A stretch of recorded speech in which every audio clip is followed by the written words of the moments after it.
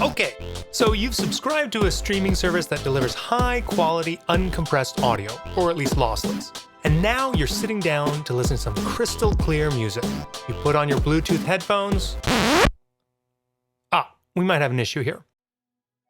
Now, Bluetooth headphones and speakers are super convenient, but just as we think about the audio fidelity of a medium, including streaming services, we should understand what conversions Bluetooth introduces to audio as it makes its journey to our ears. Quickly, it's worth noting that not all wireless headphones are Bluetooth. Gaming headsets like the ones from Sony are using RF, radio frequency transmission, which is a different technology. And there are also wireless headphones that receive audio through infrared, too. I'll just say again, if you're interested in what's going on in the chain of audio to your ears, it could be worthwhile to look what type of connection your headphones have. For now, just because of their ubiquitousness, let's talk a bit about Bluetooth headphones and speakers. First, Bluetooth is a kind of short-range wireless network. There's a bunch of details in that to dig into, but let's focus on what we care about in terms of audio fidelity. So, as a wireless network, Bluetooth transmits data digitally. Now, as soon as we understand that, you might be able to guess what questions are going to arise. If we're transmitting audio digitally, we care about the sample rate, the bit depth, the number of channels, whether the audio is compressed or not.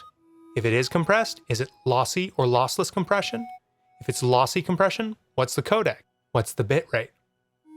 Of course, these are the same things we care about in our audio fidelity in streaming services and other digital audio too. Now, before we go any further, I think there are lots of great ways to listen to music, and depending on your listening situation, the difference between listening to uncompressed or lossy compressed music might not be significant. If I'm listening to a podcast at the gym or in a car driving down the highway, the background noise is likely affecting my listening experience way more than audio data compression would be. That said, when I have students who are trying to do sound design or mix sessions on Bluetooth headphones, I'm guessing that they're not yet fully aware of what's going on. So, let's answer some of these questions. Maybe you won't be surprised to hear, it's complicated. First, there are multiple versions of the Bluetooth protocol, not just for audio, but the whole protocol. At the time I'm making this video, they're Bluetooth version 5.2, and different versions of Bluetooth support different audio codecs. Furthermore, different headphones from different manufacturers have different codecs available for transmitting audio. As I've mentioned elsewhere, codecs are standards for coding and decoding audio, compressing the data and then decompressing it. For example, most of us have heard of the MP3 codec as a common way of compressing audio. So, spoilers, but for Bluetooth, we're going to be talking about compressed audio.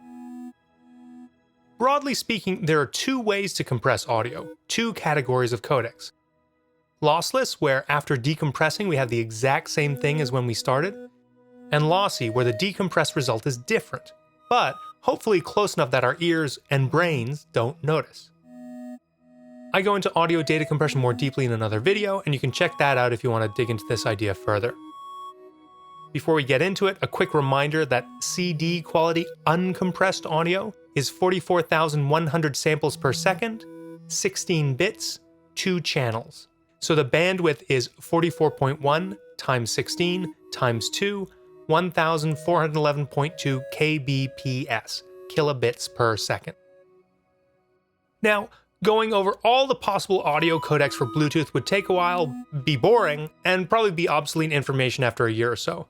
Instead, let's talk about what's common and then the upper limits of what's currently possible. Bluetooth's profile for audio is A2DP, Advanced Audio Distribution Profile, a standard specification that Bluetooth products contain. When you're shopping for Bluetooth devices, you'll see this acronym a lot. You can think of this as sort of another layer above the codecs. The A2DP profile is designed for stereo sound, so you actually can't transmit true 5.1 or 7.1 through this Bluetooth A2DP connection.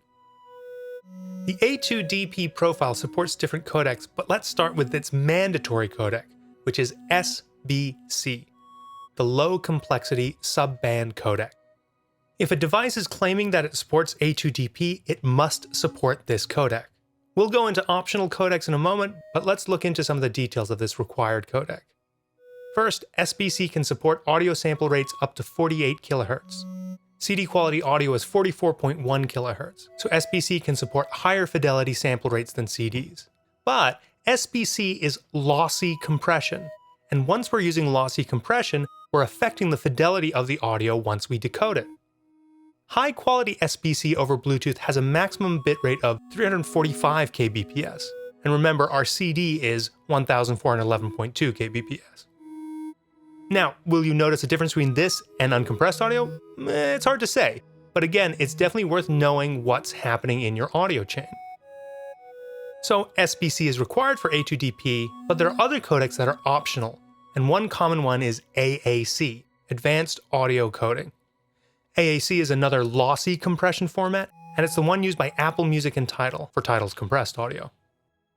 The highest quality AAC transmission over Bluetooth is 250 kbps. Okay, so that's a lower number than SBC, right? That means it's worse.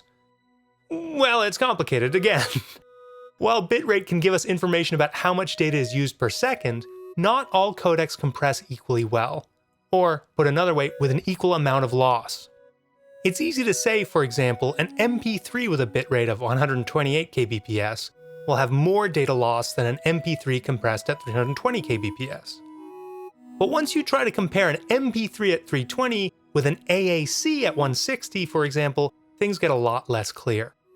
So, back to Bluetooth, it's generally accepted that the AAC is providing better sound quality, even at a lower bitrate than the SBC. But to accomplish this, the encoding and decoding process is more complicated than SBC. So that means that AAC may have a greater latency and also consume more power, which is worth thinking about for the battery life of your wireless headphones, for example. Okay, so we talked about SBC as a required codec, AAC as an optional codec. Now let's talk about proprietary codecs. These can be supported by A2DP as well, but since they're proprietary, they're going to be limited by the licensing. So, for example, the aptX family, audio processing technology, are codecs owned by Qualcomm. Now, there's a whole family of this, but for example, aptX HD supports 48 kHz audio at 24 bits, with lossy compression down to 576 kbps. And the latest codec, aptX Adaptive, can support sample rates up to 96 kHz at 24 bits, at variable bit rates from 279 to 420 kbps. And one final codec to talk about is LDAC, developed by Sony, which is both a lossless and a lossy codec. Again, still compressed audio, but sometimes it's lossless. And if something is compressed and decompressed with a lossless codec, we hear the same thing as uncompressed audio. So again, this LDAC can go up to 96 kHz and 32 bits, but at that sample rate and bit depth, the audio has to be compressed in a lossy format.